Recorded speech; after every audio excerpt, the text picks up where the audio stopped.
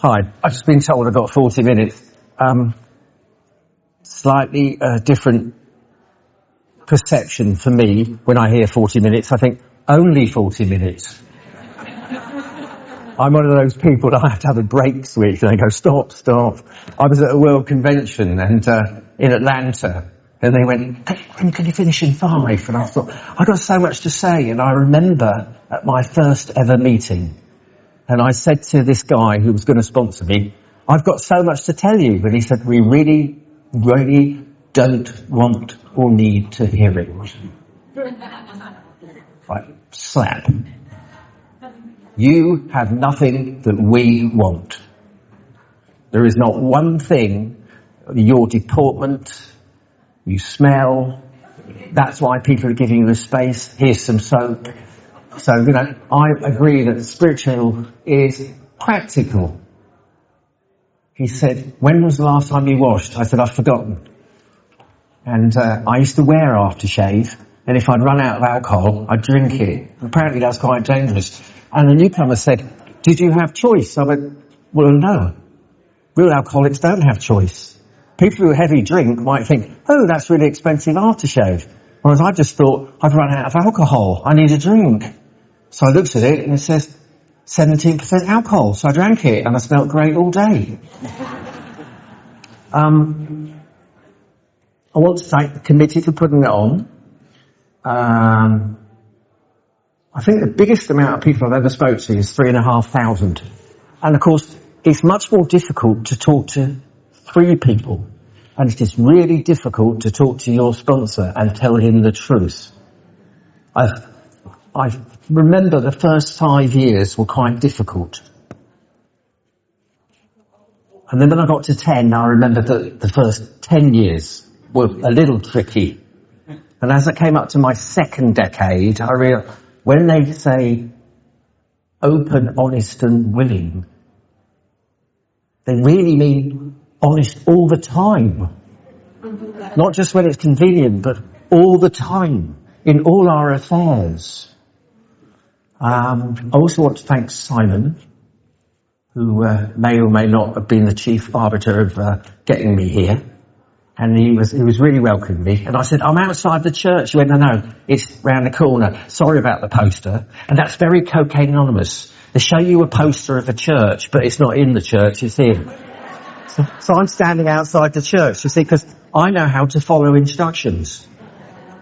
Please be at the church about 10:30. So I'm standing outside this. Anyway, I intuitively know to phone Simon. He went, I'll come and get you. He said, sorry, it's not there, it's here. And that's okay too. So, Simon reminded me a while ago, there were 2 meetings in Birmingham. And how shall we say, they didn't get on that well. We'll leave it at that. So I said, how many people am I talking to? He said, oh, we've got over ourselves now, and they've got over themselves. There'll be a few more than 2 meetings. And I remember that. Because it's a Unity Day, I'm going to share a bit of experience and hope. I'm going to start off with unity. Unity for me doesn't mean we are all the same.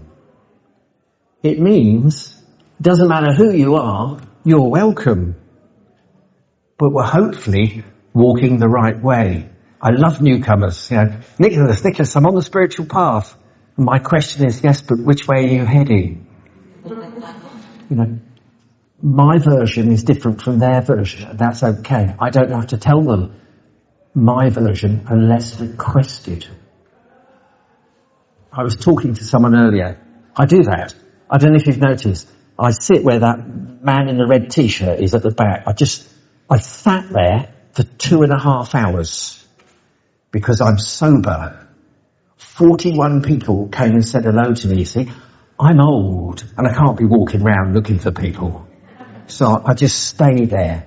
And that was taught to me by a lady who edited HFC 2 and HFC 1. And her name is Susan. And she's in a facility in Florida, but she's got Alzheimer's. She's still sober. She knows who I am. And she used to be a teacher. And she knows that my family were teachers and that I teach. And she said, have you tried lobby recovery? It's great for unity.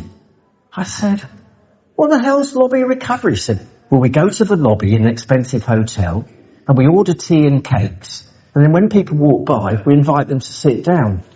And then we say, speak. And then we shut up and we listen. I said, what happens then? He said, we learn a lot. She taught me a lot. She taught me a lot.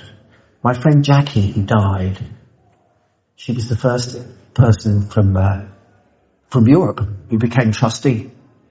And she was running, for want of a word, the North Atlantics with oversight of Europe. And I used to speak to her more than my second wife. And things unified. So I've got to take that into my marriage, you know. And I remember my wife saying, why are you buying a jacket in Voyage Moto for £800? I said, I put it down for tax purposes because it would take me that much to get a receipt. And she said, but it's a lot of money. Anyway, I've still got the jacket and she's gone. Be careful what you invest in. So when you come to CA, don't listen to what people say, watch what they do. I was at a meeting and I'd been asked to do a step 11 chair. And a newcomer said, but you said you were 25 years sober. Why are you putting chairs out? I went, well, if God's will for me is to be 26, that includes me putting out chairs and telling people like you. Because I con newcomers all the time. I suddenly get a bad back. Could you help me with the chairs? My back's gone. Now, I do generally have a bad back, but it appears at opportune moments where I can teach someone. So I'm carrying chairs, they're carrying chairs. I go, oh, it's got to be worse, I'll have to sit down. Guess what? They've suddenly put the chairs out. I go up to the secretary, I said, I know we don't do this normally, but thank Gerald for putting the chairs out. Gerald feels better. That's the first time Gerald has not been slapped by a dealer and told he's worthwhile and he's done something for CA without even knowing he's done something for CA. This is another aspect of unity. Don't tell, show. I was 12 steps into everything I ever did. Jackie used to phone me up and she said, it's so fantastic you're doing the helpline now. Not would you like to be. It's so fantastic you're now. I have to tell you, there were only 5 meetings in the whole of Europe. I am nearly 33 years by God's grace. I have been here a long time. I have buried a lot of people. And one day it'll be my turn. But I'll be dead, so I won't know how it goes. I'm hoping for a good send-off. Someone said, you could be flippant about death. I said, if you don't confront death, you are terrified of it. So unity. So somebody somewhere in the 2 groups decided that it would be a good idea to go with an olive branch and talk to the other group. And then a 3rd group started. That is unity. The war stops when people start talking. The war starts when people cease to talk. So in CA, I've encouraged you, from my experience, not to talk so much, but listen. Listen more. I didn't come to CA straight away. I went to AA. So I was introduced to the big book on day 1. You'll need this. I said, why is that? They said, because you will. You'll need this. He said, open the front page. I said, there's nothing on it. That's your complete knowledge of God, the steps, and how to stay sober. He said, you don't know shit on a good day. You only know where your arse is from habit and you used to wipe it. Behave. Sit at the front. I like to see where the trouble is. Anyway, there's the trouble. Sit at the front. Before I forget, I've really enjoyed all the nervous people, all the confident people. I've just enjoyed. And the man in the blue who was doing what this lady is doing, he came up and talked to me and thanked me for coming. He said, what time did you get up? I said, about 5 a.m. I went, yeah, I don't live here. So I had to get buses and tubes, then go to a station, and then get in a queue. And, you know, I'm still twisted. That's why I come here. So there was an advert on the speakers, and it said, please don't run when going for the trains. And I wanted to ask if it was all right to run if you weren't going for the train. Because that's how I am. I'm that person. I'm that kid who says, why has that bloke got a red face? That's me. Shut up, then. But he's got a red face, Mum. And then I point at the man with the red face, who can't go red because he's got a red face. You know, I am that person. You know, in the crack den, they give me a pipe to shut me up. Nicholas, stop talking. Have this. It's free. I'm one of the few people who used to get a pipe for nothing. Just shut. Give him a pipe. So I know about unity.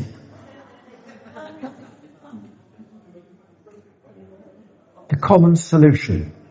So I got struck sober on the 8th of July, 1992. I've been drinking for a long time, but I started this particular run on the 4th of July. And I hired a pub. I got fed up with people throwing me out. So I hired the pub for 4 days. And I paid in cash up front. And on the 3rd day, the landlord came and said, everyone's gone home, it's just you. You should probably take a bottle of vodka and cut £100 back and fuck off. That's were his exact words. He didn't say, could you? He said, and probably fuck off. So I did, because you see, I know how to follow instructions. When the dealer says be there at 6 o'clock, I'm there about 4:45, just in case he gets there early. He'll always keep me waiting till at least 10 past, but I am there ready. So, unity.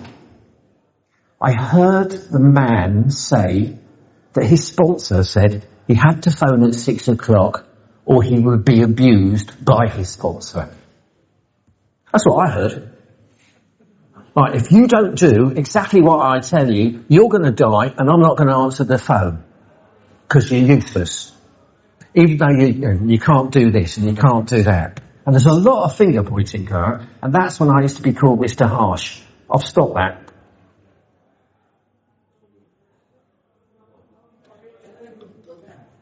And eventually, they go, sorry, I didn't phone for a few weeks, I've been using. I said, no shit.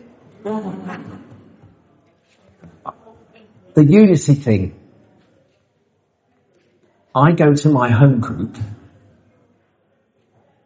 and some days I look out and I don't recognise anyone. I do not know any of the 55 people in that room.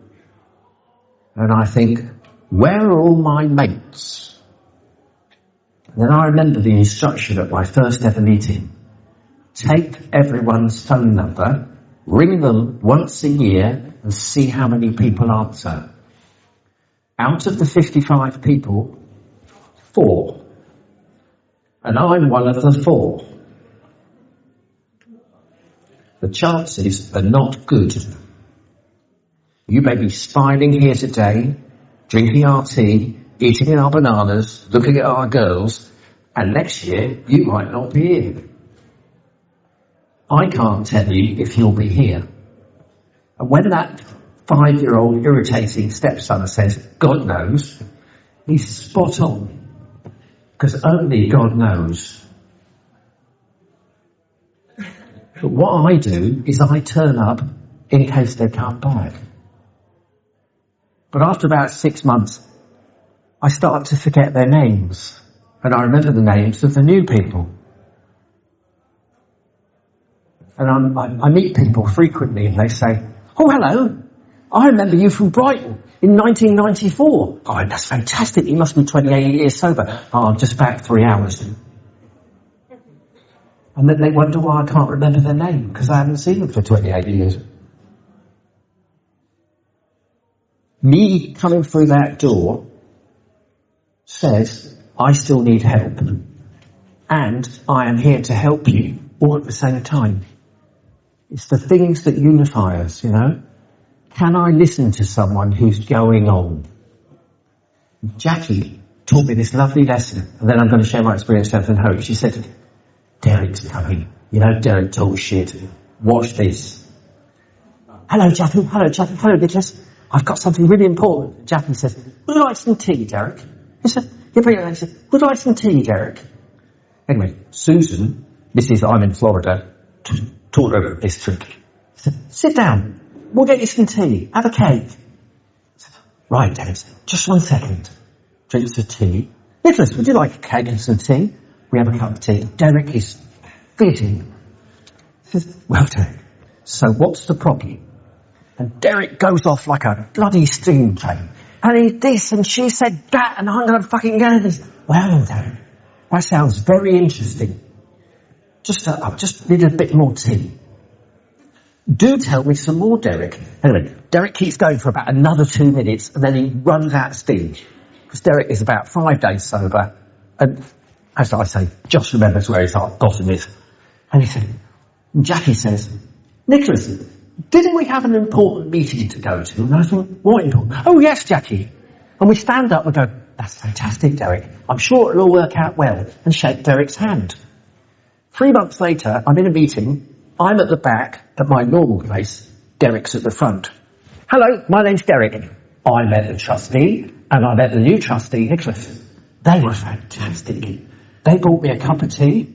They listened to me for about 10 minutes, and they gave me free cake, and they told me it would be all right. Job done.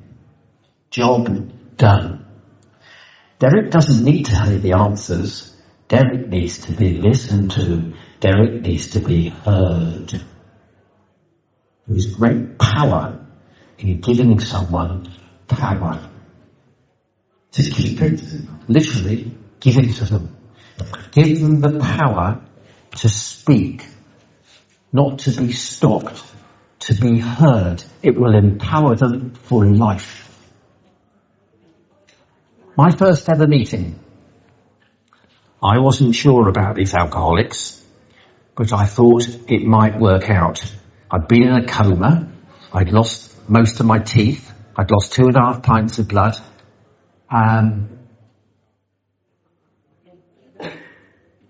I should do it in fractions for the Americans, because they do pounds and we do kilos and stones and stuff. So I was literally half the weight of what I am now. So I was nearly 6 stone, and I'm now just over 12. I was literally dying, and my mirrors lied to me, and they said I looked okay. Anyway, my friend came round, and he said, I love that last bag you gave me, because I couldn't be bothered. I just used to sell ounces. I used to take 5 grams out, put some laxative in, and write a note. I can't be bothered to mix it. You sort this shit out. Charge them over the top. Be absolutely horrible to them. And this guy came and said, can I come and see you? I said, why? He said, you got some gear yesterday. He said, yeah, but that wasn't for me. I've stopped. What? And he came round and he said, I've stopped. And I did that class. I said, what, you found God or something? He said, indeed. I said, but you're still selling gear. He said, yeah, well, that's the last time. He said, you should take my number. I said, I've got your number. It's 7240, and I rattled it off because I used to sell to him a lot. He said, no, it's my new AA number. Altered attitude. I said, well, you can fuck off. And I threw him out. And on the 8th of July, when I was dying, glued to my own floor with 2 pints of blood, guess who I phoned? I phoned Simon and I said, Simon, I think I'm dying. He said, repeat. I said, I think I'm dying. He said, this is the best news. We can help you if you think you're dying. If you're just a bit stuck, I'm not coming. But if you're dying, I'm coming. And I thought, what's going on? Well, what was going on, he was just checking that I really needed help. That I wasn't just waving, I was drowning. Like a drowning man. Because he was a man aimed with the facts. And he came and got me, went to hospital, got to the meeting, and as I said, I wasn't sure. And that was okay. They kept giving me cups of tea. I kept falling up, and I heard, I'm not stupid. I heard, the only requirement for membership is the desire to stop drinking. Didn't matter what he said, is to stop. I didn't have to get to Bill's story, the only Dr. Bob's story, and the Dr. Silkworth. The only solution we have to offer is abstinence. What I heard was, the only way you're going to not die is if you stop. Now, policemen have suggested I'd stop. Probation officers suggested I stop. Judges have stopped to stop. My 2 ex-wives suggested I stop. My mother has suggested I stop. In fact, anyone who ever met me has suggested that I had a problem with drugs. You see, when I'm using it, I'm the last to know anything. I steal from my mum, I steal from my sister, I just steal. I went to buy a gun in a pub, and I said, but there's no place to put the bullets. He said, I'm not selling you a loaded gun, you smoke crack. You have to come back next week if you want the other bit. I was slightly offended by that. They could see it, but I couldn't.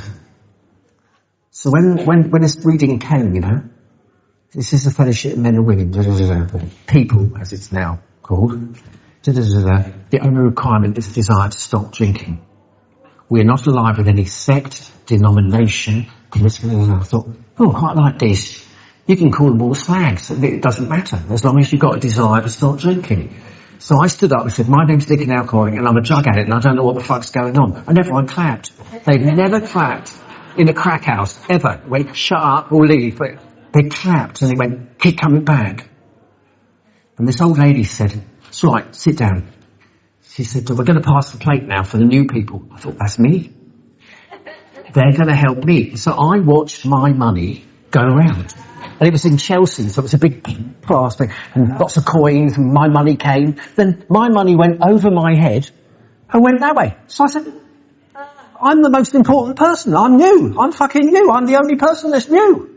And they said, no, she said, that's for the people who are coming. You've already arrived. You don't need any money. I thought, but I haven't got any money. I live with a heroin addict. I need money. She said, no, you don't need money. She said, I'll get you a lift home. You could save the bus fare. I thought, I am fucked. There's someone's granny helping me. I am fucked. But what a lovely thing for God to do. I've sent you this angel disguised as an old lady, and she's going to take you home to the heroin addict. You're going to tell the heroin addict you've stopped drinking and you're not going to take heroin anymore. And you're not going to tell her to stop. You're just going to tell her that you stopped.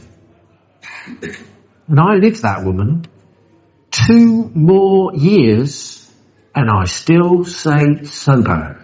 So when newcomers go, my mum died, I had to smoke crack, it's all shite. It's stuff you make up. You smoked crack because you wanted to smoke. There's no fucking craving or anything bollocks. You decided you were going to have a crack pipe, it hurt too much, and off you went. Consequently, you then got the craving and but you made that stone cold sober. You decided you're not having step 2, bollocks to step 1, you're off. And I hear it a lot. So I pray for those people, that they may realise that, I didn't come to Alcoholics Anonymous and Cocaine Anonymous to do step 1. I came because of step 1, because I'm unmanageable, because my life is a nightmare. I thought it was because I didn't pay bills. And then I remembered that I'd put all the bills in the heroin addict's name and I didn't have any bills. See, I'm a manipulating bastard when I'm using, because I don't like taking responsibility. I remember I think it was for the first 4 meetings, I didn't give my real name, because I wasn't sure about these addicts and drug addicts. I mean, that's how terrified I was of the people who were trying to help me. And then this guy came up and he said, I've been watching you. And I thought, oh, fuck. Cocaine thing's still going, the paranoia. He said, no, I've really been watching you. He said, you've been sitting at the back. How do you know? He said, because I'm sober and I've seen you. You're sitting under the newcomer lights. I went, what? And apparently, you're supposed to turn round. So I did. And I said, I can't see the newcomer lights. He went, that's because you're new. He had me down like that. Whatever I said, he went, yeah, well, of course you won't know shit. You've only been here 2 weeks. And about a month in, the heroin addict's home phone number rang, because my mobile was never charged in any money. And it was my sponsor, and he said, where's Nicholas? Put him on now.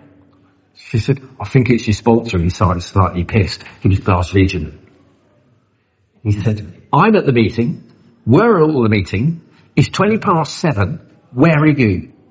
I said, I'm watching EastEnders with the heroin addict. He said, I'll just check in my big book. He said, no, watching television is not in the big book. Get your ass here. I said, I haven't got any money. He said, I didn't ask you. Get a cab. I'll pay for it. That's how much my sponsor wanted me to do it. He said, I'm 12 years sober, and if I've got to come here, you've got to come here. He said, sit at the front now. Why is that? He said, because I want to know where the trouble is, and you are it. He said, but you don't know you're in trouble. You're still dying, but you don't think so. Because when you come in, you think it's going to get better. It gets worse. Because now you haven't got any gear, now you haven't got a drink, you've got no spiritual idea of what's going on, and you feel terrible. And if someone comes up to you under 90 days and tells you feel great, they're probably slightly distorting the truth. But don't disencourage them. I always say to people who are 10, it's good to get the first easy 10 years out of the way, and then at least you know where you're going.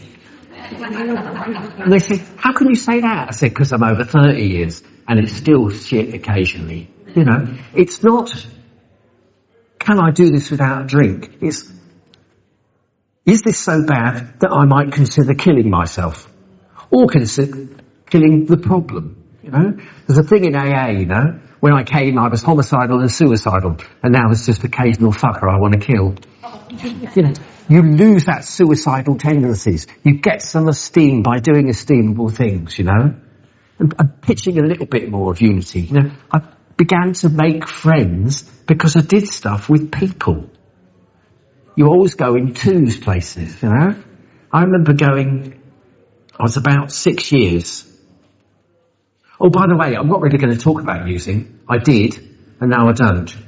That's all you need to know. I was about 5 or 6 years, and I was summoned to talk as a recidivistic alcoholic drug addict. So recidivist is someone who repeats and goes back and reoffends. It's my favourite word. I just throw it in conversation. It's asking for tea and coffee and go, that's rather recidivistic, because it sounds fantastic. My mum and dad were teachers. They encouraged big words. And they all had badges on. Like it was the Mayor of London, the head policeman of London, the head of probation, Doctor this and Professor that. And I've just got user. So the mayor comes up and says, hello. He said, well, that's a strange title. What did you use? I said, what you got? And he went, I don't understand the question or the answer. I went, it's all right. I'm talking later. Anyway, a doctor stood on stage and she told me that God was probably an electrical impulse from a scientific point of view. The probation officer said that if I got caught again, he would help me change my recidivistic ways. head of the prisons said that he would be as polite as possible, but it was a jail. The policeman said he would arrest me. The nurse said she would look after me. Halfway through, we had lunch. There were about 50 tables with blue velvet things, people serving. And they all had bigger badges than me. Head of this, department that, and chief of this. And there was this table with a blue velvet cloth with no badges. I thought, right, I'm going to go and sit over there. This is 6 years sober. And a lady came up and she said, sir, you've got a badge. You're at the wrong table. I said, I'm perfectly happy at the wrong table. She said, I don't understand. I said, did you smoke crack? She said, oh no. I said, well, you wouldn't then. Why would you? How would you know what living in a bin for a few days, eating 3-day-old KFC tasted like? How would you know that? Did your dad die when you were 14 after he'd had ECT and they plugged him into the mains? So when you were 10, you tried to plug yourself into the mains and decided that was shit? No. So I'm sitting at this table. She said, yes, sir. Sorry about that, sir. And she left me alone. See, my main problem is my inability to form a meaningful relationship with another human being. That's what I suffer from. And for once, I'm going to quote the book, as everyone else has. Alcohol was what? A symptom. Do you remember that? You've read all this stuff, you've done all the steps, and you turn the page and think, what the fuck? No, drinking isn't the problem. What is wrong with me? I didn't know I suffered from a malady spiritual in nature. I didn't know I was demonised by 100 forms of... I didn't know any of that shit. I thought AA was the people that came and rescued you when your car broke down. I literally had never heard of Alcoholics Anonymous. Never mind Cocaine Anonymous. And this still goes on. My head tells me, well, you'd like to smack that bloke, but apparently you made him a promise that you wouldn't. But inside, he's dead. I've actually got his intestines, knotted them, and stuffed them down his throat. And all he did was ride on a pavement in a scooter, and he ran straight into me. Now, I just look at them. They're terrified. I learned this from the late Queen's corgis, because I'm quite short. You see? Once we get you on the ground, you're dead. She used to have 6 corgis. So all I have to do when someone annoys me is just stare at them. And eventually they go, oh, I'm sorry I rode into you. It does come eventually. And the one who doesn't say sorry, you meet them again. This time you put your foot in front of them and you don't say anything. And they think, ooh, sorry about that, sir. I get sir sometimes, and I'm only 5'7". You see, power comes from me. It's not given to me. Not by me. It's given by God, which is what everyone talked about. You know. My old ideas did not work, but the God idea did. So, you don't even have to believe in God. You just have to believe in the idea of God. See, the big book is open to many interpretations. On one of the pages it says, what an order, I cannot go through with it. But if you change the punctuation, it goes, what? An order? I can't go through with that. It all depends who's taking you through the book and how they read it. I've had 6 sponsors. At present, I've got 3. So I've got a black priest who's from New York, who now lives in LA. And he's called Mike D. And he cooks. And he's my pal. and I speak to him every week. I've got an AA sponsor who advises me on my job, my esteem, and why I don't put my prices up. And I've got an Al-Anon sponsor who tells me the same as the others, but slightly softer. But they all tell me the same thing. Did you pray already? Why are you phoning me if you haven't prayed already? And then they gently put the phone down. They don't slam it down, they just gently put it down, because it's an Al-Anon. Awareness, acceptance, action. They all tell me, so you're aware of it, now you've got to accept it, and now you've got to do something about it. And sometimes the action is to do nothing. And I said, I don't understand. They said, you don't have to understand, you just have to do nothing. So me and a sponsee, we printed some t-shirts. It says, don't just stand there, do nothing. And people stop you in the street and go, what does that mean? You go, I'm not sure, but it got your attention. See, people always want to fix things. In my first 10 years, I used to think that I was helping my sponsees. I'm not. What I do is I listen to my sponsees whine a lot. They're now given about 5 minutes, and then I go, so, what do you think me, God and you are going to do about this? And I spin the conversation round without saying, well, that's all rubbish, you're making it up. I remember this guy phoned up, and he said, my wife says I'm a fucking idiot. I said, I'm with your wife. Is that obvious? I went, yep. I said, you don't need to ask me, just ask her. They used to say in AA, follow a man home, but now you get done for stalking. But I think we're talking in metaphor here. If your husband is just recently sober, comes home, slaps the kid, belts the wife and kicks the dog, you're probably not working a spiritual program. But I don't have a wife at the moment. I've tried that twice, and it didn't work out for them. All worked out for me. First time I married a nurse, that lasted 92 days. Second marriage, sober, 15 years. That lasted 3 years. And I'm still here, despite all that, you see. I learn terribly well when it's all going wrong. I pray for mistakes. I pray to be blind. I pray to know nothing. I pray to be deaf.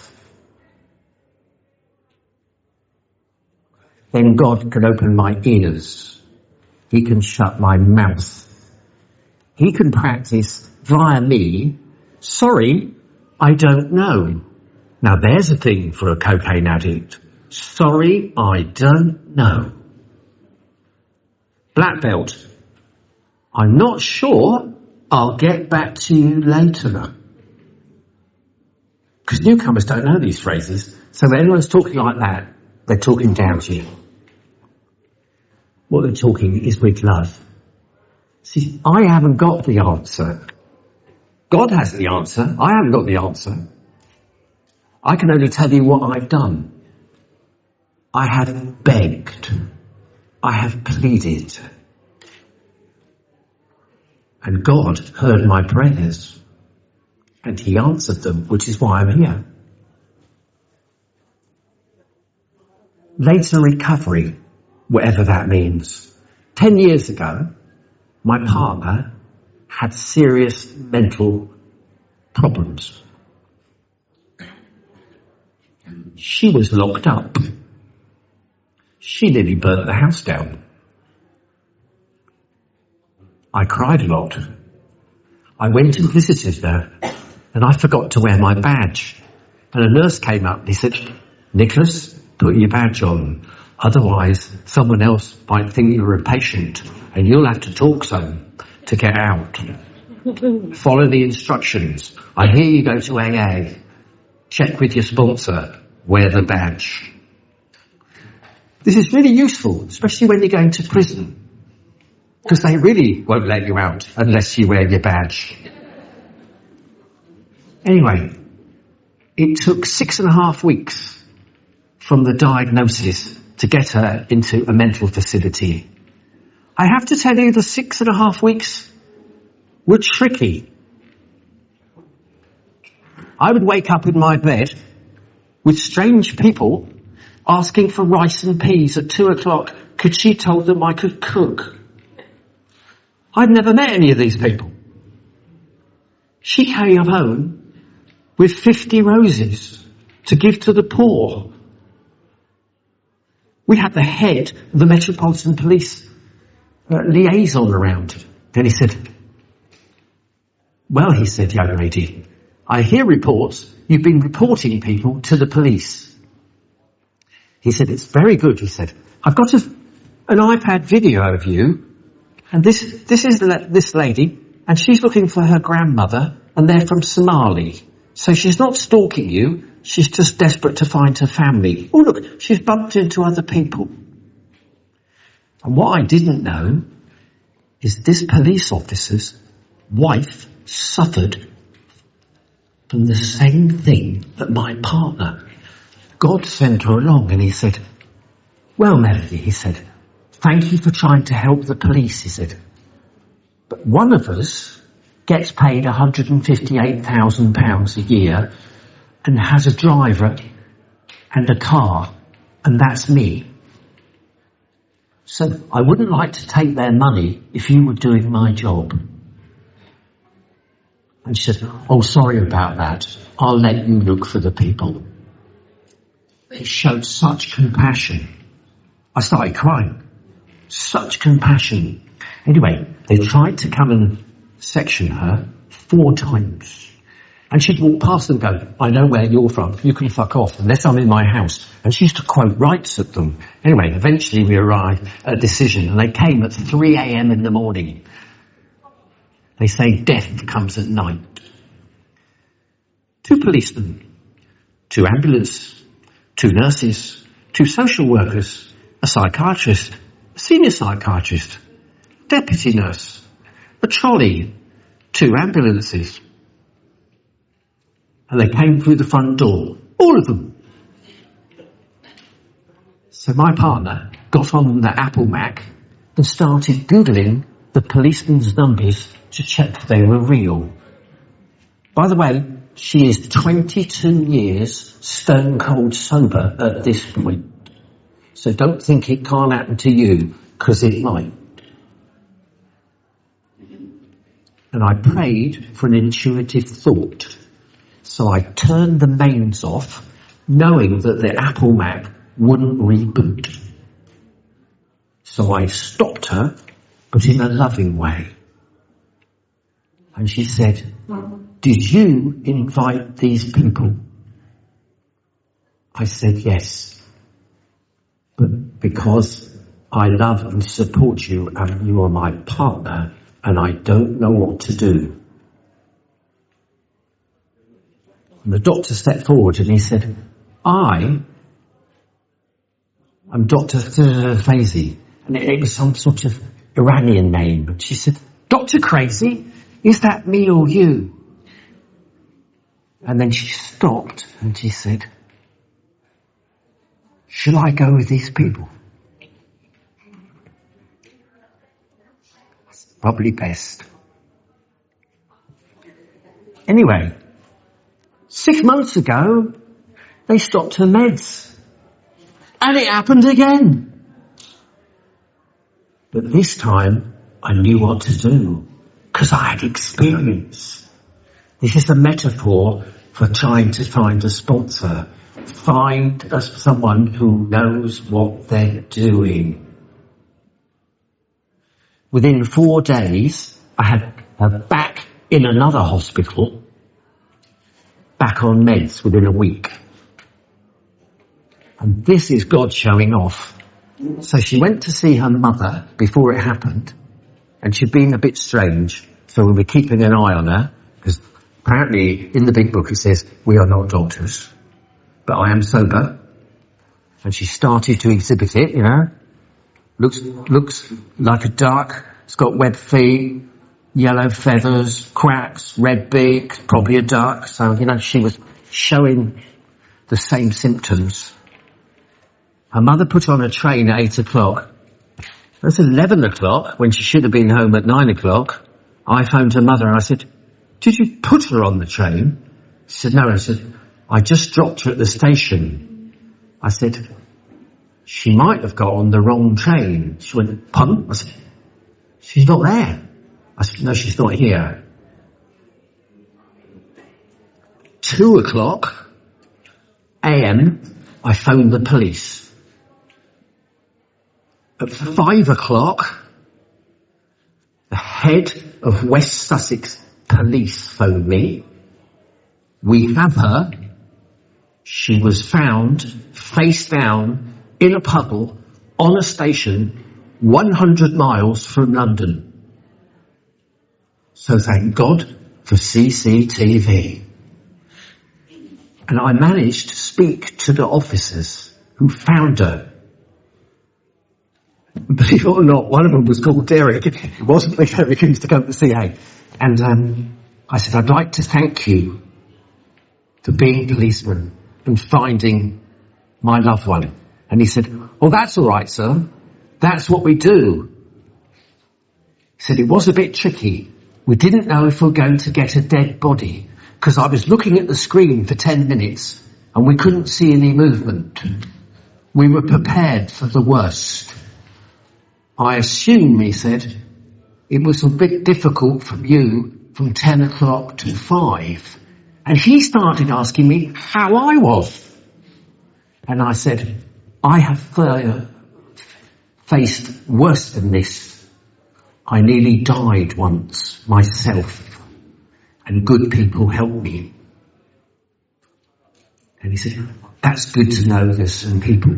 I assume you're still helping the people that helped you. I said, I am indeed. He said, well, I'll go around finding people like your partner, and you keep helping people like you, and the world will be a better place. I couldn't stop crying about that one. Just joy. Just total joy. I didn't know what to do. I prayed. It was like when I wanted to get sober. I prayed. God is of that very nature. When you want and need and you ask, he will come. But you have to believe. And there was someone that told me, about belief. Just think of William Tell and the apple. Well, the person with the fucking apple on his head did believe. He also had faith that William Tell could aim straight. The leap between belief and faith is gigantic. It's a bit like Americans that think that the Grand Canyon is a big hole. The West African Great Rift Valley is a big hole. But where I come from, the Grand Canyon's pretty fucking big because we haven't got any of those in London. So it depends what you're looking for and what you put up with and what you know. So when I say that me being sober is an absolute miracle, I do not do that justice. It has been hard work. It has been 5 minutes at a time when my partner wasn't there. I thought, what could have happened to her? And God shows up all the time, I'd like to say that I did this, but I didn't. I just followed some simple instructions. And when Simon said, do you think, I don't know if I think he might use the word think, I don't know. Or is there a chance, or maybe, could you come to Birmingham? I said, I've never been to Birmingham. I said, I've been to the Birmingham Hilton twice. I've never been to Birmingham. Birmingham's quite strange. It looks like Glasgow with the hills and things and the old buildings. I saw about 5 or 6 drunks at 9:30 in the morning on the way here from the station. I saw quite a few drug addicts. I saw some people doing a deal. I saw a man jacking up. And I thought, my sort of town, really. I'm going to like Brighton. Because these people have got help right next door to them. In the big book, there are dozens in your hometown dropping all around you. See that you have a place to welcome them. And I'm looking out and I see there are people ready to welcome these people. I didn't go up and say, you should do that, mate. You know, you're suffering from a spiritual condition. Because they ain't listening. And I'm going to tell you a story about my second sponsor, Jim. Jim's got 2 forms of cancer. One in his gut somewhere and one in his brain. Jim got helped by Max Glatt. Max Glatt started the first ever treatment centre in this country, in the Maudsley, in the 50s. Which is why Jim is nearly 50 years sober. And he said, come to Brighton. He said, you're doing the chair? He said, yeah, come. He said, you're doing the chair next week. I went, really? He said, yeah, I'll fix it. So he said, let's go for a walk through the lanes, see if we can find any drunks. I thought, we're going looking for drunks. He said, we're going looking for drunks. So we found this drunk and he said, right, go and do your thing. I'm going to just watch you. So I went up and he said, yeah, he said, that blue book, I read it, it's bollocks. You got a quid? I need a fucking drink. Or you're just going to talk all the time. So I ran back to Jim. I was 18 years sober. I ran back to Jim and I said, he's not interested. He went, no. AA's for people that want it, Nicholas. Watch an expert. I went, where's that? He said, me, you fool. So I stood back and he said, hello, I'm Jim. Sorry about that.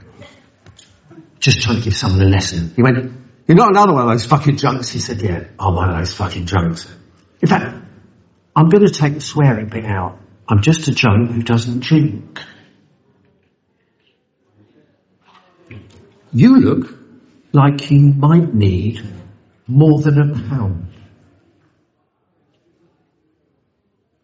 And he started crying. He said, yes, sir, I need life. He said, I can offer you one.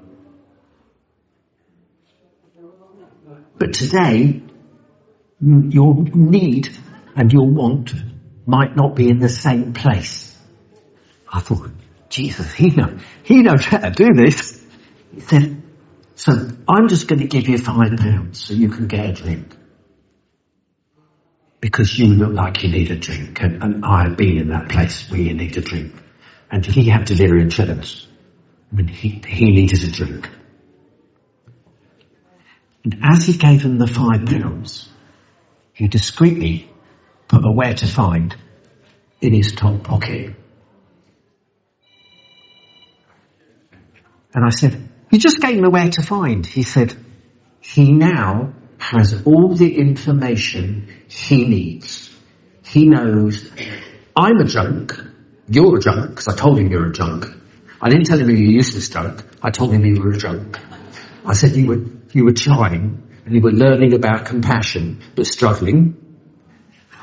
And he said he's now got where to find. So he's met 2 drunks, and now he's got a list of where he can find other drunks without telling him he's a useless alcoholic, or he's stopped, or phoning the police, or offering him food.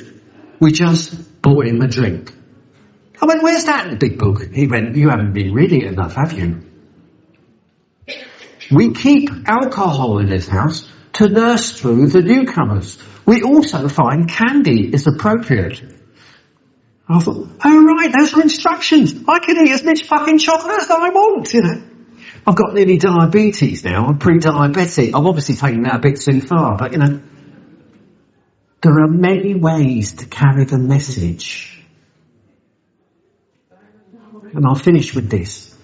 Be kind, be kind, be kind. And if you really don't like, be the kindest. Because kindness never killed anyone. It may be the first time anyone has ever been kind to someone. We would not treat sick people like this. How were you treated? But the question is, how are you treating the new people? Thank you very much.